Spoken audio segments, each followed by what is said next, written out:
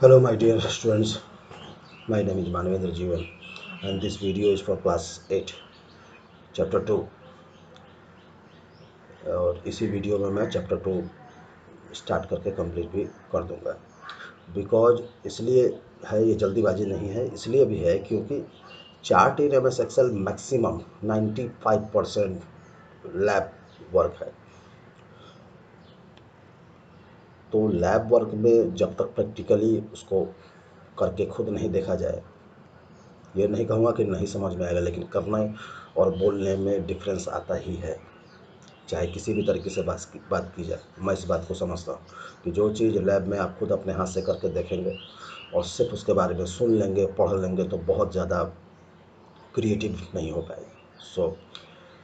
मैं बस ये थ्योरी दे दूँगा कि वो चीज़ें होती क्या हैं। और जहाँ तक मुझे याद है, चार्ट्स आपका कंप्लीट है क्लास 7 में ही।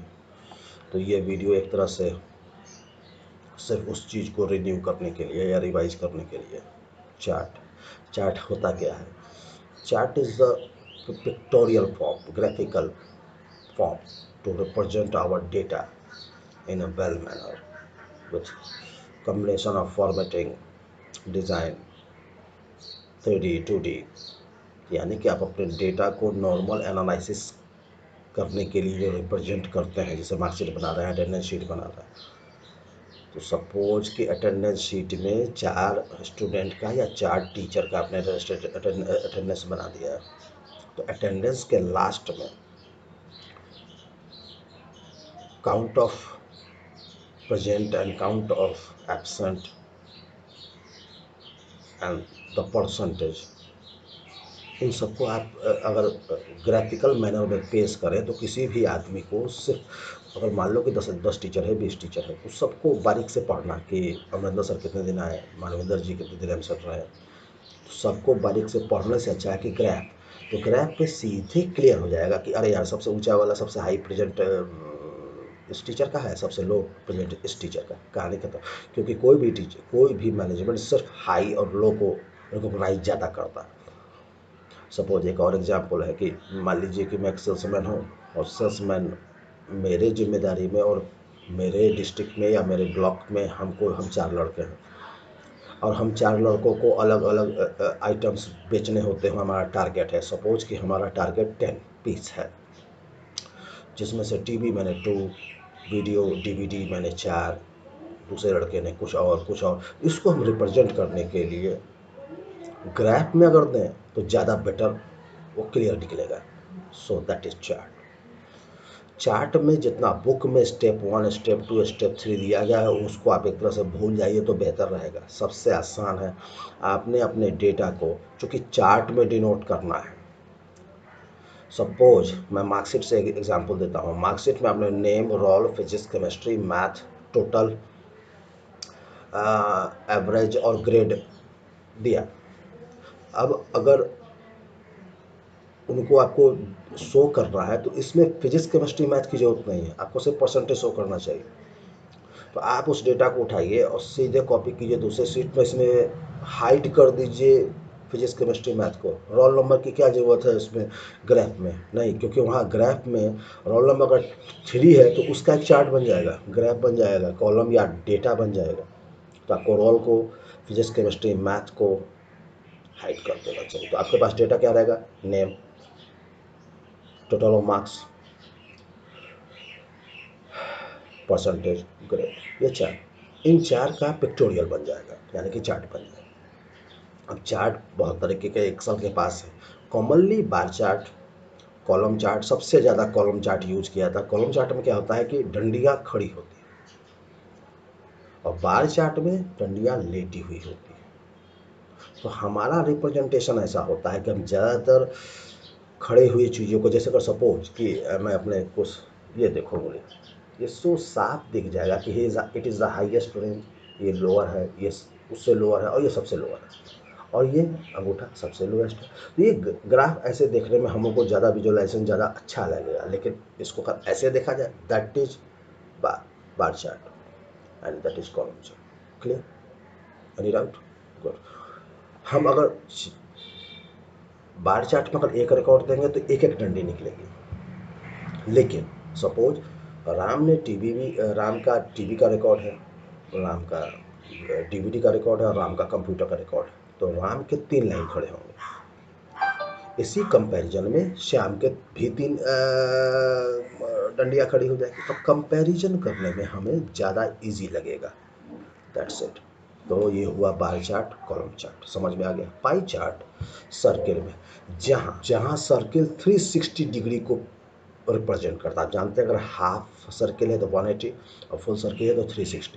तो आपका डेटा इस अकॉर्डिंग होना चाहिए कि आपके डेटा के रिकॉर्ड्स का ऐड 360 और बाकी जो रिकॉर्ड है, जैसे सपोज 60, 60, 90, 85, तो इस तरह का रिकॉर्ड जब आप दे रहे हो तो परसेंटेज रिकॉर्ड है, तो ये सबका ऐड हर हालत में 360 हो जाना चाहिए। ताकि अगर मान लीजिए कि मैंने एक पाई चार्ट में 3 लड़कों का रिकॉर्ड लिया और तीनों में किसी को 100%, किसी को 150% और किसी को 30%, ये 360 पूरा नहीं हुआ है, तो डेटा रिप्रेजेंटेशन गलत आएगा। वो बना तो देगा लेकिन रिप्रेजेंटेशन गलत आएगा। That is pie chart. Pie chart में हम किसी भी ग्राफ को गोले में, इवन इसी में एक्सेल में इस सर्किल के अगर बुक को अगर देखा जाए, प्लॉट्स को हम अलग कर सकते हैं और ये मैंने आपको करके दिखाया और आप लोग किए हुए। That is pie chart. Area chart क्या होता है कि यह यूं यूं करके डेटा को रिप्रेजेंट करता है लहरों की तरह। तीसरा लाइन चार्ट। लाइन चार्ट में एक ही लाइन में सारे रिकॉर्ड्स होते हैं, यानी कि राम श्याम ध्यान सब। इस समय लाइन चार्ट में ऐसे रिकॉर्ड्स होते हैं जहाँ के पिछले 30 दिनों में डिग्री टेम्परेचर का रिकॉर्ड अगर हमको शो करना है तो सिर्फ एक ही रिकॉर्ड है, लेकिन 30 बार वो डॉट पुट होगा। तो ऐसे रिकॉर्ड के लिए लाइन चार्ट बेटर है। उसमें अगर हम कॉलम खड़ा कर देंगे तो ज़्यादा रिप्रेजेंटेशन बेटर नहीं आएगा। सपोज कि दिल्ली और कलकत्ता के पिछले 1 हफ्ते का टेम्परेचर जोन हमको शो करना है और यस आपने इस एक्सेल में डेटा फिट किया हुआ है। तो दिल्ली का 7 दिन का और कलकत्ता का 7 दिन का, तो दिल्ली एक रेंज में आएगा और कलकत्ता एक रेंज में आएगा। तो उस तरीके से वो शो होगा। That is line chart. Clear? Now X Y chart, doughnut chart, radar chart ये फ्रीक्वेंटली यूज नहीं होते हैं। ड्रॉट चार्ट में क्या है कि एक ही सर्किल में छोटे छोटे प्लॉट्स कवर हो जाते हैं, जितना परसेंटेज आपने वही 360 के अकॉर्डिंग। तो अगर पाई चार्ट में केवल एक तरह के रिकॉर्ड को हम शो कर सकते हैं, वन डेटा।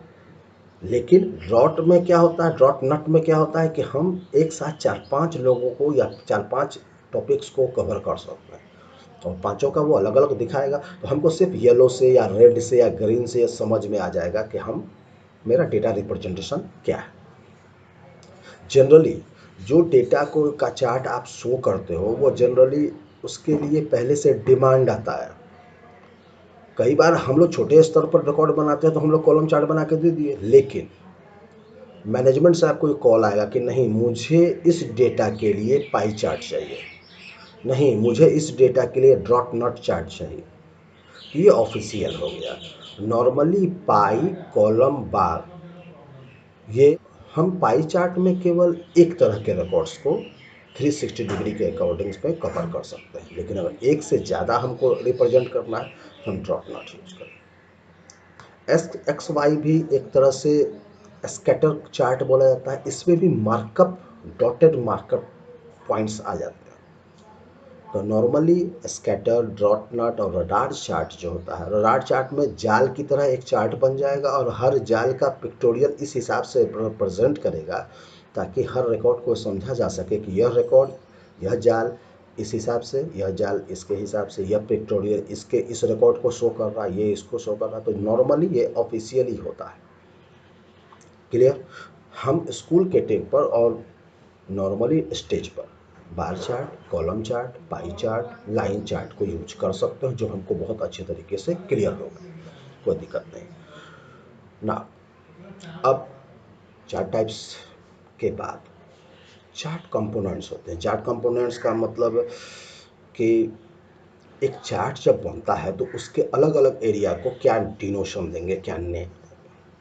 जैसे आपके बुक में पेज नंबर 23 पर है, उसके अकॉर्डिंग चार्ट टाइटल का मतलब है कि मार्क्स डिटेल है, या सेल्समैन का डिटेल है, या परसेंटेज का डिटेल है, या किसी और रिकॉर्ड का है। आप किसी और कॉम्बिनेशन के लिए उस चार्ट को रिप्रेजेंट करने जा रहे हैं, तो ये इसका हम नाम दे सकते हैं। Heading of your chart, that is called chart title. X axis, अब इस चीज़ को समझिए, ये दैट इज एक्स एक्सिस, यहाँ पर जो पॉइंट है ये 0 होगा। यहाँ से जो सीधी लाइन जाएगी that denotes your X axis, and that denotes Y axis. तो यह एक्स एक्सिस में कैटेगरी होगा, यानी कि नेम्स हो सकते हैं। जैसे अभी दिल्ली और कोलकाता का, या दिल्ली कोलकाता चेन्नई का, मैंने अगर आपको टेम्परेचर जोन दिखाने की बात की है, तो दिल्ली, कलकत्ता और चेन्नई, ये एक्स में आएगा। वाई एक्सिस में जनरली डेटा सीरीज होते हैं, मतलब किस इंटरवल को वो डिनोट करेगा। सपोज कि आप ये चार्ट को बताने की ज़रूरत नहीं पड़ती। आपने जैसे ही अपने डाटा में, अपने चार्ट में डेटा डाला, सपोज कि सबसे छोटा डेटा है 10 और किसी लड़के का मार्क्स 98, तो ऑटोमेटिक वह 0 से उस चीज़ को शुरू करेगा और उसको ऑटोमेटिक चले जाएगा 100 तक। सपोज कि आपका कोई रिकॉर्ड है जिसमें कि आपने रिप्रेजेंट किया है अप टू 800, तो वो और अकॉर्डिंग डेटा सीरीज उसी स्लॉट में बांट देगा कि आपको इतने छोटे या इतने छोटे प्लॉट में कितने डेटा को शो करेगा। तो डेटा सीरीज वह अकॉर्डिंग टू प्लॉट डिवाइड कर। हाँ, बाद में आप मैनुअली इस इंटरवल, तो एक इंटरवल होगा 10, 20, 40, 10, 20, 30, 40, 50, 60, 70, 80, 90, 100। अगर रिकॉर्ड ज़्यादा डेप्थ में आ रहा है तो 20 का इंटरवल ले सकता है, 5 का इंटरवल ले सकता है, 50 का इंटरवल ले सकता है। यह आप इंटरवल और सीरीज का लोएस्ट एंड हाईएस्ट डेटा खुद अरेंज कर सकते हैं। इसके लिए कुछ नहीं करना है, कोई कंपोनेंट नहीं है। आप चार्ट में किसी भी ऑप्शन को चेंज करेगा, जस्ट उस पर जाइए और डबल क्लिक कर दीजिए, वही पोर्शन खुल के आएगा और आप अपना चेंज कर दीजिए। That is X axis, Y axis. Data series बता ही दिया कि किस इंटरवल पर वो डेटा रिकॉर्ड्स आपको शो होने हैं। 10 के बाद 40 चाहिए या 10 के बाद 15 चाहिए, ये आप डिसाइड कीजिए। ऐसे बाय डिफ़ॉल्ट जो चार्ट ने, जो एक्सेल ने अपना हिसाब से रिकॉर्ड को वैल्यूएट किया है, उसके अकॉर्डिंग वो उसको शो करता है। लीजेंड्स का मतलब होता है कि सपोज कि किसी रिकॉर्ड में 4 या 5 तरह के डेटा हैं। TV, video, DVD, CD, computer, 5।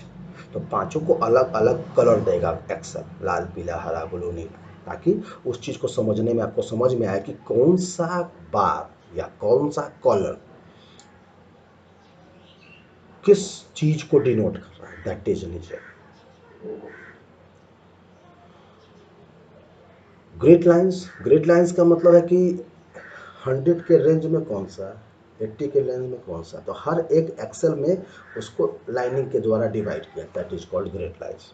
मैंने फिर कहा है किसी भी पार्ट पर आप डबल क्लिक कीजिए, वो चीज़ खुल जाएगी, आप इसको यूज करें। प्लॉट एरिया, यह पूरा जो रेक्टेंगल या स्क्वायर या सर्किल आपको मिला है, that is your plot area. Plot area को आप बाकायदा उसमें सेलेक्टेड आइटम की तरह होता है, कोने पर जाकर के उसको दोनों तरफ से बड़ा कर सकते हैं, लेफ्ट राइट से बड़ा कर सकते हैं, छोटा कर सकते हैं, ये आपके ऊपर डिपेंड करता है। बाय डिफ़ॉल्ट जब आप चार्ट बनाते हैं तो चार्ट उसी सीट में बनती है जिस सीट में आपका डेटा है। हाँ, अगर आप चाहते हैं कि आपका चार्ट दूसरे सीट में फ्रेश बन के आए, ये भी पॉसिबल, कोई दिक्कत नहीं। कट पेस्ट कर दीजिए, मूव कर दीजिए, कोई दिक्कत नहीं। डाटा लेबल्स का मतलब है कि जैसे सपोज कि ज़्यादा भीड़ हो गई है कॉलम्स की। अब या ये भी बात है कि इंटरवल्स बहुत छोटे हैं, जैसे सपोज 5-5 का इंटरवल है।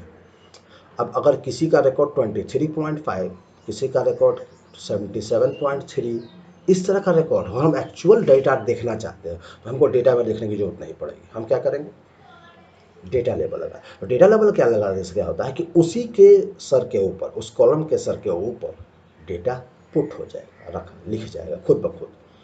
आप उसका कलर, साइज सब डिनोट कर सकते हैं। एक्सिस का टाइटल माने वाई एक्सिस का क्या नाम आपने देना है और एक्स एक्सिस का क्या नाम है। जैसे एक्स एक्सिस में नेम और वाई एक्सिस में मार्क्स, तो ये हम डिनोट कर सकते हैं। That is your chart component. अब इसके बाद से आपके बुक ने आपको चार्ट बनाने के पूरे स्टेप दिए हुए हैं, जो कि बोरिंग है। बोरिंग का मीन्स इसको यूज कोई नहीं करता नॉर्मली। अगर आप इस कंपोनेंट के थ्रू जाएंगे तो बोर होने के अलावा या लेंथ होने के अलावा कोई उपाय नहीं। मैंने सीधा कहा, आप अपना एकदम शॉर्टकट, अब अपना डेटा वर्कशीट में लिखिए, सीधे इंसर्ट मेनू में जाइए, चार्ट को चुनिए, जिस चार्ट को चुनना है सेलेक्ट कीजिए, चार्ट हाजिर है, कुछ नहीं करना। तो ये कंपोनेंट्स और ये डेटा सेलेक्ट करना, यहाँ बाएं जाएंगे और यहाँ एक्सेस करेंगे, कुछ नहीं करना। दूसरा, जिस पार्ट को आपको मॉडिफाई करना है सीधे उस पार्ट पर डबल क्लिक कीजिए। डबल क्लिक करते ही उसका सबऑर्डिनेट मेनू आपके सामने आएगा। आप वहाँ जाके डेटा फिट कर दीजिए, किस कलर में चाहिए, क्या उसका डिजाइन होना चाहिए, सारा का सारा टूल बार में दिया हुआ है। आपको बताने की नौबत नहीं आएगी, आपका दिमाग खुद चलेगा। यही फायदा है आपके विंडो का। आप किसी समय भी कभी भी चार्ट को एडिट कर सकते हैं, कट कॉपी पेस्ट कर सकते हैं। अपने सोर्स डेटा को चेंज कर, सोर्स मैंने जैसे कि जो डेटा अभी आप यूज कर रहे हैं उस डेटा में अगर जा करके अगर आपने कुछ एडिट कर दिया, चार्ट आपका ऑटोमेटिक, एक तरह से चार्ट और डेटा का हाइपर लिंक होता है। आपको अलग से करने की ज़रूरत नहीं, वो खुद ऑटोमेटिक अपडेट कर लेगा।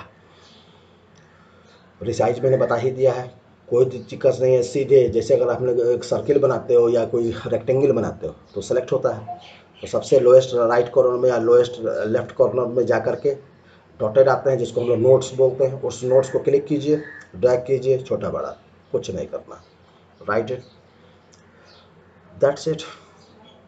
दूसरा, आप प्री डिफाइंड चार्ट के फॉर्मेट्स कुछ वहाँ एक्सेल ने पहले से आपको दिए हुए, आप उसको सीधे क्लिक कीजिए।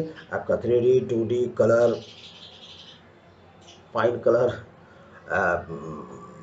मैक्सिमम लुक अच्छा हो जाएगा उसका। तो दैट्स इट। तो चार्ट कुछ खास मतलब जनरली नहीं है। हाँ, अगर आप अपने डेटा को पहचानते हैं तो आपको चार्ट बनाने में ज़रा सी भी आसान दिक्कत नहीं हो। हाँ, अब आपने कहीं परसेंटेज रख दिया है, कहीं मार्क्स रख दिया है, कहीं ग्रेड रख दिया है, कोई आपका सीक्वेंस ऑफ डेटा नहीं है, तो आपको प्रेजेंटेशन में खुद आपको दिख जाएगा कि नहीं भाई यार ये रिकॉर्ड कुछ वैल्यू नहीं दे रहा है। So it is the end of your chapter 2। Chapter 1 का क्वेश्चन आंसर मैं आपको पहले ही दे चुका हूँ। चैप्टर 2 का क्वेश्चन आंसर मैं इसी वीडियो के साथ में पोस्ट कर रहा हूँ, ताकि आपको क्वेश्चन आंसर करने में और इस वीडियो को समझने में कोई दिक्कत ना आए। पूरा टाइप्ड क्वेश्चन है, अर्लियर जितने भी मैंने दिए हैं उसी वर्जन से मैंने आपको शो किया हुआ है। So have a nice day. जय हिंद।